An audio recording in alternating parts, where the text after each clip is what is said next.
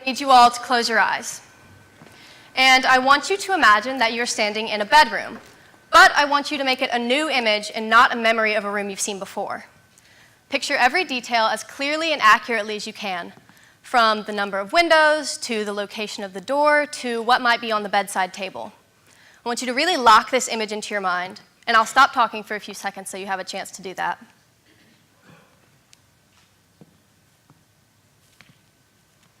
All right, open your eyes.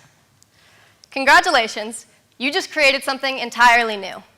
Since the dawn of humanity, no one else has ever pictured that exact same room with identical details. Seems pretty wild, doesn't it? I mean, how is it possible that in the hundreds of thousands of years that modern humanity has existed, no one has ever pictured that exact same room? The power of imagination, like all human abilities, came about through the process of evolution. And, like all human abilities, we acquired it because it's beneficial to us from an evolutionary standpoint. See, imagination isn't just our ability to dream up fantastic stories and wonderful worlds. It plays a crucial role in our ability to reason through problems. Cognitively, imagination is pretty much just a process of trial and error. So the associative region of our brains acts as a random generator, and when we're faced with a problem, starts throwing out every possibility as quickly as possible.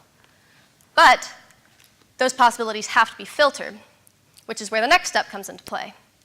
The administrative control region acts as a filter for those possibilities and uses our past experiences to slim down the number of options to only the ones that are actually feasible and can produce a beneficial outcome.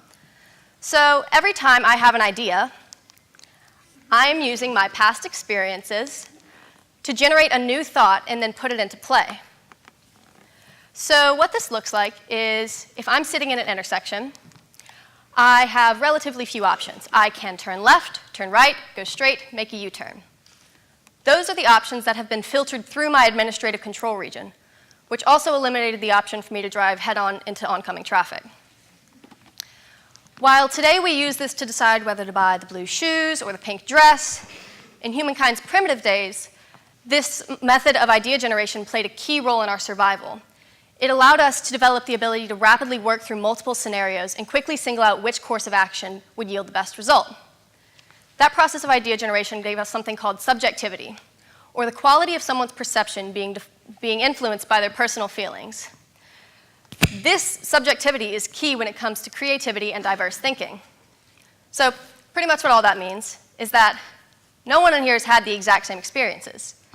In fact, no one else in the world has had the exact same experiences as you. So what? Well, if you remember that administrative control region I mentioned earlier, if none of us have the same past experiences, then none of us have the same filter when we're reasoning through ideas. So when we're faced with the same problem, we often come up with different solutions. On a global scale, what I call this difference in past experience is a diversity of background. And so when everyone in the world has a diversity of background, when we go to generate ideas, we come up with a diversity of thought. We then implement those thoughts into our everyday lives and expose some people, the people around us, to our ideas while not exposing others to them. This creates a further diversity of background for those people and generates a further diversity of thought, and that cycle goes on and on.